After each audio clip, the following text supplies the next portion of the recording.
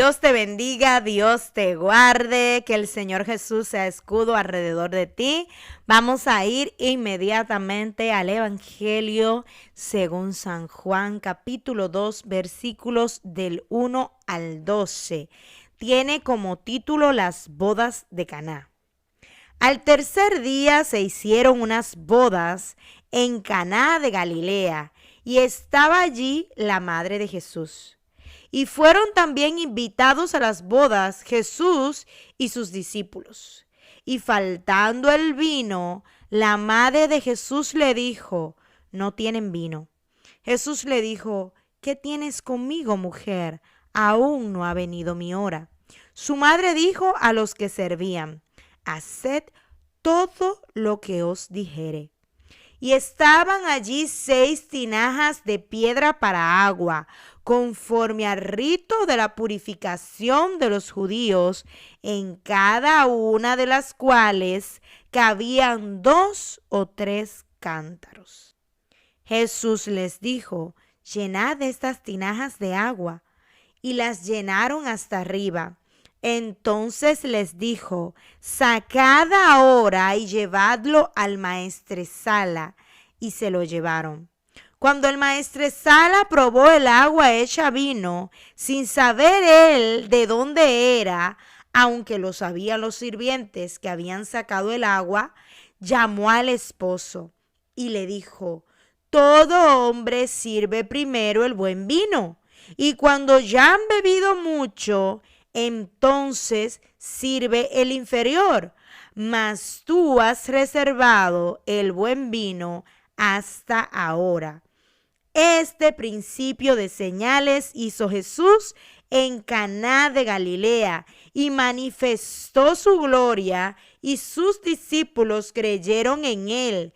Después de esto, descendieron a Capernaum, él, su madre, sus hermanos y sus discípulos, y estuvieron allí no muchos días. Gloria a Dios. Gloria al Señor Jesús. Vamos a hablar en esta mañana del Evangelio según San Juan, capítulo 2. Específicamente vamos a estar hablando de las bodas de Caná.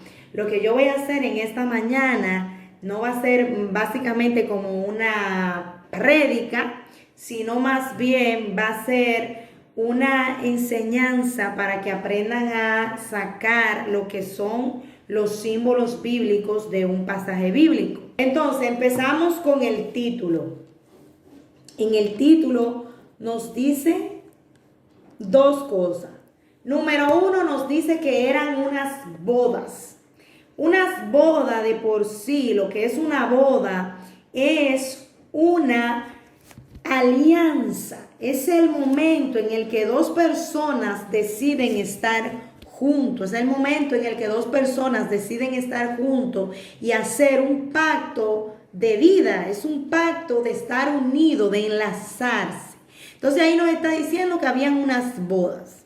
Y lo otro que nos está diciendo es de Caná. O sea, de Caná nos está ubicando dónde estaban ocurriendo esas bodas. Cuando buscamos Caná, Caná quedaba en Galilea, pero el significado de Caná, o sea, lo que significa Caná, que aparentemente, bueno, mira, en Caná, ok, en Caná de Galilea, pero tiene un significado bastante profundo y bastante bonito. Caná significa juncos o cañas. O sea, los juncos son esas cañas que crecen alrededor de donde hay mucha agua.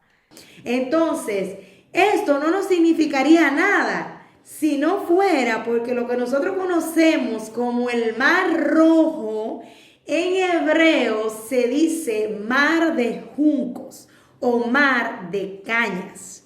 Entonces ahí nos damos cuenta que esta era unas bodas que estaban ocurriendo justamente, nos está llevando al Antiguo Testamento, y esto aparentemente está ocurriendo en el Nuevo Testamento.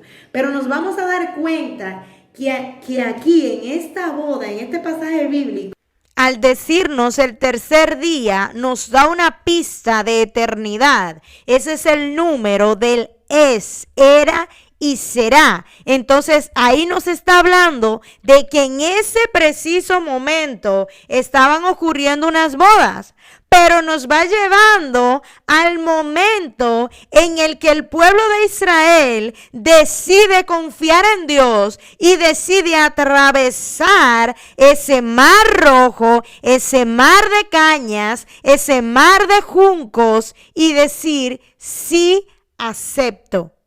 Y nos habla de un futuro que son las bodas del Cordero. Gloria a Dios.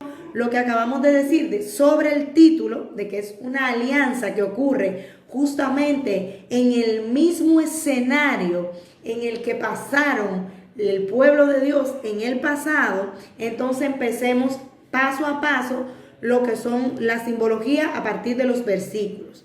Nos dice: al tercer día se hicieron unas bodas en Caná de Galilea y estaba allí la madre de Jesús. Ojo, importante. Aquí me dice que estaba la madre de Jesús.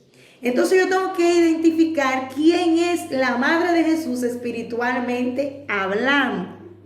¿Quién es la madre de Jesús espiritualmente hablando? Ella es la que hizo visible la promesa que Dios le hace a Eva en Génesis capítulo 3, versículo 15.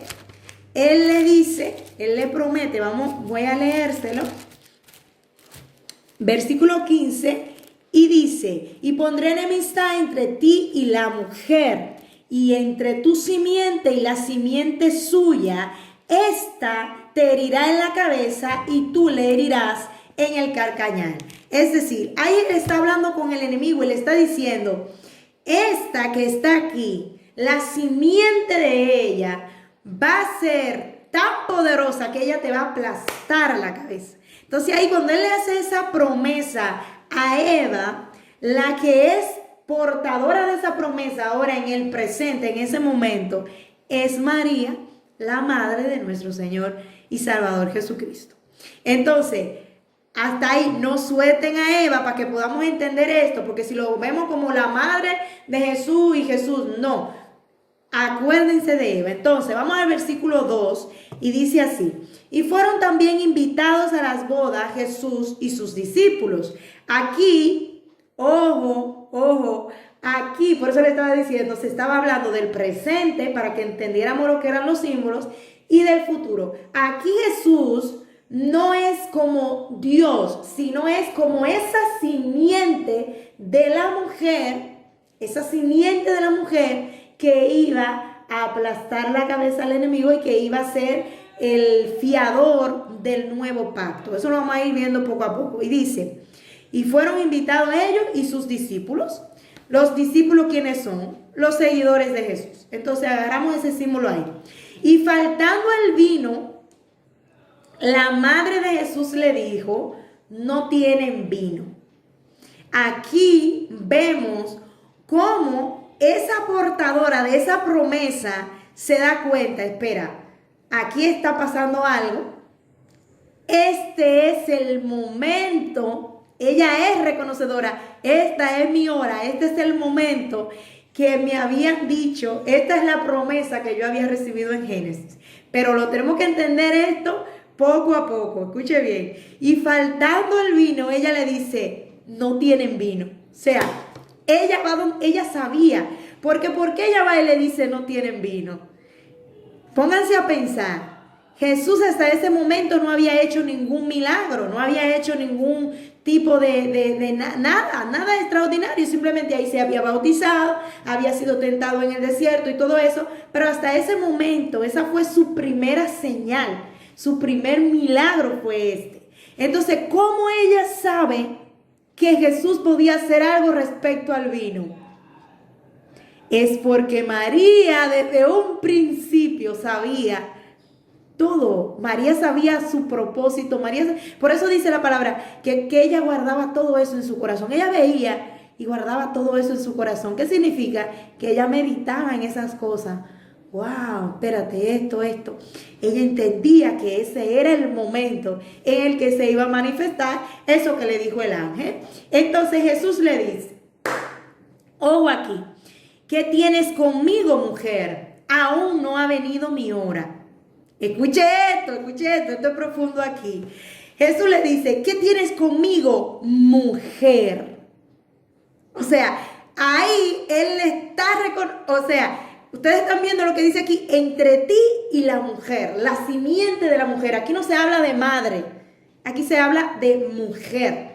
O sea, la mujer. Entonces, esta mujer que sabe el propósito de Dios en su vida, va donde Jesús y le dice, no tienen vino. Luego, cuando veamos la simbología de lo que es el vino, entonces vamos a entender por qué ella estaba tan desesperada con eso. No era una mujer que estaba intentando caerle bien a sus amigos ni nada de eso. No, eso es profundo. Es muy profundo porque realmente ella sabía lo que significaba cada cosa que iban a hacer ese día. Y dice, ¿qué tienes conmigo, mujer? Aún no ha venido mi hora. Entonces, de mi hora, subraye mi hora y vayamos al versículo 1 y subraye el versículo 1 donde dice al tercer día. Y vamos a ir al mismo capítulo de Juan, al versículo, versículo 19 del mismo capítulo 2, y dice así en el nombre de Jesús. Respondió Jesús y les dijo, destruid este templo y en 3 días lo levantaré. Y vaya conmigo a Primera de Corintios, capítulo 15, versículo 4, y dice así, Primera de Corintios, capítulo 15, versículos del 3 al 4, y dice, porque primeramente os he enseñado lo que asimismo recibí, que Cristo murió por nuestros pecados conforme a las Escrituras, y que fue sepultado y que resucitó al tercer día conforme a las Escrituras. Entonces, cuando volvemos a Juan capítulo 2, nos damos cuenta que nos está diciendo al tercer día. Al tercer día, y agarremos ese símbolo ahí. Entonces, ¿qué dice él? Mi hora. Por eso cuando a Jesús lo iban a matar, él dice, ha llegado mi hora.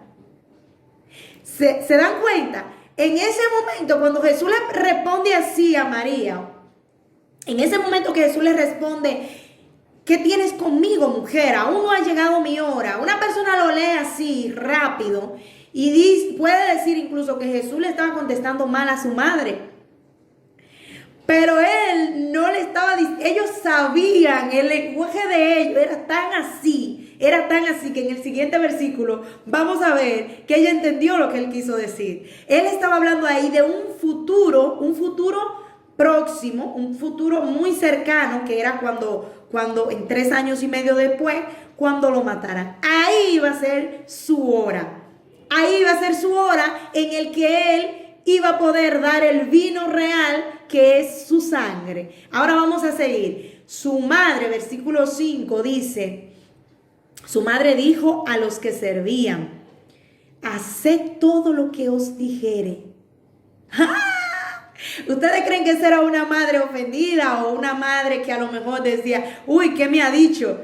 Ella entendió, era una mujer que realmente era una mujer de reino. Ella entendió el lenguaje automáticamente. Aún no ha venido mi hora. ¿Y qué dice ella? No dice, ay no, que no hay vino y aún no le ha llegado la hora al hijo mío. No, le dice a los sirvientes, haced todo lo que os dijere. Y vamos al versículo 6. Y estaban allí 6 tinajas de piedra para agua, conforme al rito de purificación de los judíos, en cada una de las cuales cabían 2 o 3 cántaros. Vamos a pararnos ahí. Habían 6 tinajas, 6 tinajas. Cada vez que ustedes vean el número 6, el 6 es el número que representa al hombre. El hombre fue creado al 6º día. Todo lo que tiene que ver con el hombre es 6. Habían 6 tinajas. Ahora quítenle la palabra tinaja y pongan la palabra vasijas. 6 vasijas. ¿Qué quiere decir? La humanidad, los hombres, vasijas. Pero hombres, escuchen bien, hombres que ya estaban en la boda. Escuchen bien, estaban invitados a la boda. Eran vasijas. Eran de piedra. No dice que eran de barro. Ojo aquí. Dice, eran de piedra. ¿Por qué eran de piedra? No tenían ya las impurezas del barro, ya tenían lo que es la piedra angular, que es Jesucristo mismo. Y aquí vamos a ver que esta simbología nos dice, el primer paso que hace el creyente es creer en esa piedra angular y ser, cuando él le cambia el nombre a Pedro, que se llamaba Simón, y le dice, ya no te vas a llamar Pedro, te vas a llamar ahora Cefas, que significa piedra. Significa piedra. Ya no eres eso que eras antes. Ahora eres firme. Ahora eres como yo, como la roca. Pero había un problema en esas tinajas. Eran de piedra para agua. Eran para agua. O sea, su destino que tenían, su propósito era para que dentro de ellas tuvieran agua, conforme al rito de purificación de los judíos, o sea, lo que ellos hacían de ducharse, de lavarse las manos, de hacer todo esto con esas aguas, y en cada una de las cuales cabían 2 o 3 cantos. Pero aquí hay un problema, versículo 7. Jesús les dijo, llenad estas tinajas de agua, y las llenaron hasta arriba. ¿Cuál era el problema? Estas vasijas estaban para agua, estaban destinadas para el agua, pero no tenían agua. Eran vasijas vacías. Segundo paso del creyente. Primero se afirma, primero cree, primero tiene esa piedra angular. Está destinada para purificación de otros, para que otros con esa unción del Espíritu Santo que hay en ellos, pueda esa persona llegar a otros y limpiados otros a través de su mensaje. Pero falta una cosa, está vacía del agua. Segundo paso, el bautismo en el agua. Es lo que significa, estamos llenos, y dice llenar hasta arriba. No solamente, acuérdense que el agua es simbología del Espíritu Santo, igual que el aceite. Entonces, no es solamente llénala, no, hasta arriba. No es suficiente con una persona solamente conformarse con la inmersión en agua. Realmente esa persona debe nacer de nuevo, debe haber muerto a sus viejas pasiones, a su vieja vida, a lo que estaba antes acostumbrado a hacer, y empezar en ese momento a ser útil delante de lo que es Jesús, porque Jesús estaba delante justamente de esas vasijas. Y dice así, versículo 8, sacad ahora y llevadlo al maestresala. Y se lo llevaron. ¿Quién es el maestresala aquí? El maestresala era lo que era el maestro de ceremonia. El maestro de ceremonia. ¿Quién es el maestro de ceremonia? Los novios, cuando se están casando, no están pendientes ni de la comida, ni del vino, ni de nada, ni de la decoración, ni de nada. Hay una persona que es lo que se llama el maestro de ceremonia, el que dirige todo, y es el que se encarga de que esa boda sea una boda realmente algo bueno, bonito, una experiencia agradable para los novios, que ellos estén, vamos a decir, descargados. Entonces, aquí el maestresala, en una simbología más profunda y más futura, sería lo que hace el Espíritu Santo con nosotros, que es lo que hace que prepara todo lo que es los elementos para que la boda del Cordero, cuando se vayan a celebrar, todos estemos irreprensibles, espíritu, alma y cuerpo.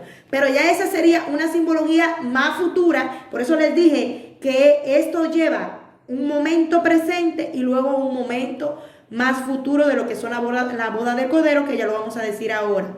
Y dice así: cuando el maestre Sala, versículo 9, probó el agua hecha vino sin saber él de dónde era, aunque lo sabían los sirvientes que habían sacado el agua, llamó el esposo. Aquí estamos hablando en lo natural, la boda en lo natural. Y dice: todo hombre sirve primero buen vino, y cuando ya han bebido mucho, entonces el inferior, o sea, el de inferior calidad, se sirve de último. ¿Por qué? Porque ya después que usted ha bebido mucho vino o mucho de algo, cuando usted bebe el segundo, ya usted no aprecia si tiene menos calidad. Eso es lo que él está queriendo decir. Y dice: mas tú has reservado el buen vino hasta ahora. ¿Qué es lo que quiere decirnos aquí? Muy bonito es esa enseñanza de ese versículo bíblico que nos dice aquí. Ese primer buen vino fue ese pacto que hizo Dios con su pueblo en el Sinaí, entregándole los mandamientos, entregándole su precepto, entregándole todo lo que él quería para que el pueblo fuera conforme a la voluntad de él y estuviera acorde a su voluntad, que el pueblo pudiera ser apartado, como le dijo él: sed santos porque yo soy santo. Él le dio las herramientas para que ellos pudieran santificarse, pero había un problema. ¿Cuál era ese problema? ¿Cuál era ese problema? Hebreos capítulo 7, versículo 22 dice: por tanto, Jesús es hecho fiador de un mejor pacto. Los otros sacerdotes llegaron a ser muchos, debido a que por la muerte no podían continuar. Mas este, por tanto, permanece para siempre y tiene un sacerdote inmutable, por lo cual puede también salvar perpetuamente a los que por él se acercan a Dios, viviendo siempre para interceder por ellos. O sea, ¿qué nos estaba diciendo aquí? En el pacto anterior había un sacerdote que hacía lo posible, lo que Dios le había dicho que hiciera, pero en cuanto esa persona salía de ahí, el pueblo volvía y pecaba, volvía y salía lo mismo. Realmente, como hemos aprendido, como normalmente el pastor nos explica, la doctrina y todo eso, el viejo pacto lo que hacía era que cubría el pecado, pero el pecado estaba debajo. Y lo que hace el nuevo pacto es que borra, limpia, y debajo de esa sangre ya no hay nada, ningún resto del pasado, porque Jesús, cuando llega a nuestras vidas, hace nueva todas las cosas. Versículo 11: este principio de señales hizo Jesús en Caná de Galilea. Vuelve, no lo recuerda dónde fue que lo hizo, y manifestó su gloria, y sus discípulos creyeron en él. ¿Vieron? Ahí estamos hablando del futuro. Ahí estamos hablando del futuro. ¿Cuál es? Esa manifestación de su gloria, cuando los discípulos lo vieron ascender al cielo en gloria, ¿cómo creyeron en él? Que nunca más dudaron de él. Nunca más dudaron, hasta el punto de que el que lo negó 3 veces, Pedro, llega a ser uno de los que se siente contento y feliz de que lo maltraten, de que lo apresen, de que lo golpeen por causa de Jesucristo. Eso es lo que hace realmente este nuevo pacto, que cuando llega a nuestras vidas, cuando llega, borra todo lo que es las señales del viejo hombre y nos hace querer tener realmente a Jesús viviendo en nuestras vidas, hasta el punto que podemos decir, como dice Pablo: ya no vivo yo, vive Cristo en mí. Amén. Y entonces, para terminar, en el versículo 12, después de esto, descendieron a Capernaum. Él, ojo, su madre, sus hermanos y sus discípulos, y estuvieron allí no muchos días. ¿Qué estamos viendo aquí?